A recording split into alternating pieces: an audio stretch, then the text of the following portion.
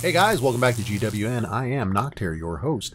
So we're talking a little bit about Builder Hall 4 and 5 here recently, and I got two more videos to talk about it with. I want to talk about matchmaking. There's a lot of complaints about how the matchmaker puts you up against players that are higher level than you, and you can't beat them.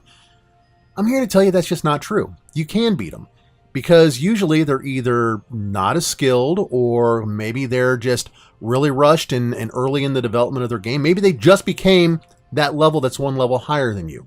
And I've got three replays. I'm going to start off with this first one here. This is my Builder Hall 4 game, going up against Builder Hall 5, and I use both the beta minions and the sneaky archers to kind of clear buildings around the periphery.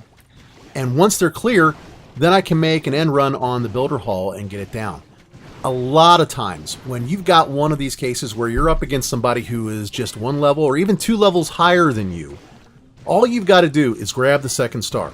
They may not be able to get the first star at all. And a lot of times, if you can grab just a mid-level 2-star, that's all it's going to take. And I mean, that can be as low as 55, 57, or 60%. You'll be able to beat them because they can't quite get enough on your base as well. Now, it might be because, like I said, they're a little bit weaker of a player. Maybe they haven't been playing as long and they got a little further along than you did, a little more quickly.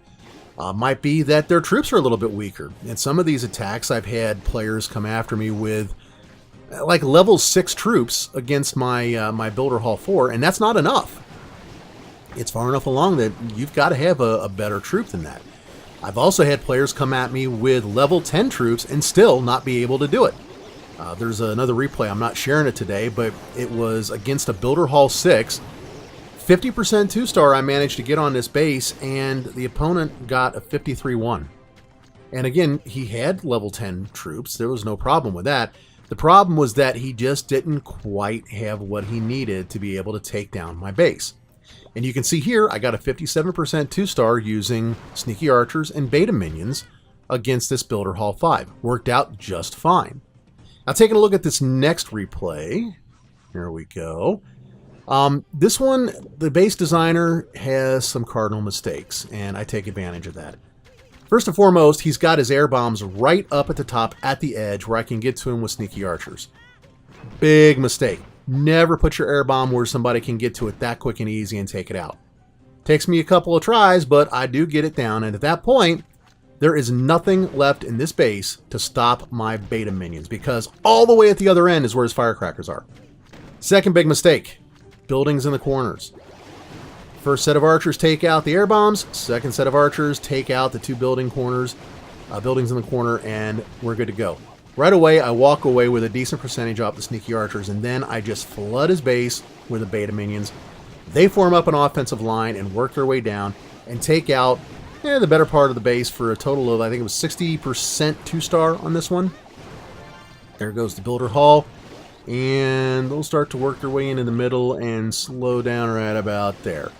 The archers, after they do their bit, they're done. They don't have any other real function, especially when there's only the one or two of them that's coming from the corners like that. But that's okay, because, again, it's a two-pronged attack. Take out the corner buildings, take out the air bombs, which would, of course, stop our beta minions, and then send the beta minions in and run its way down the base. You need to analyze these bases. You need to figure out where the weak points are, where the design flaws are, and just whatever you can take advantage of to be able to beat them, especially when you're up against somebody that's a higher level. Another great example. This is a runway base. I love runway bases.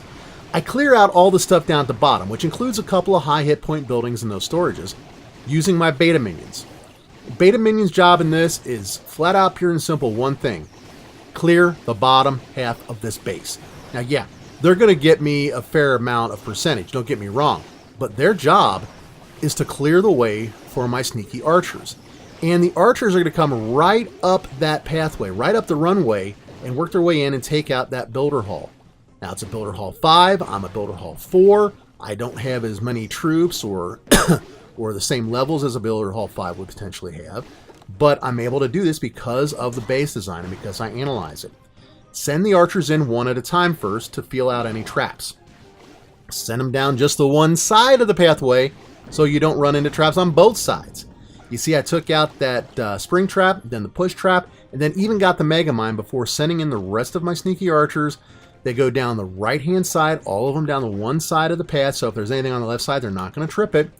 And sure as the day is long, they take down the Builder Hall, and I walk away with a 57% 2-star.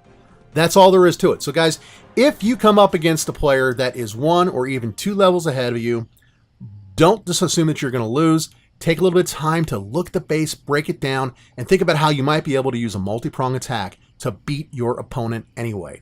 Thanks for sticking around to the end of the video. You got comments and questions, drop them down below. Send an email to nocturne@gmail.com. Love hearing from you guys and replying back. On that note, I am out of here. Y'all take care and keep on clashing. Bye-bye.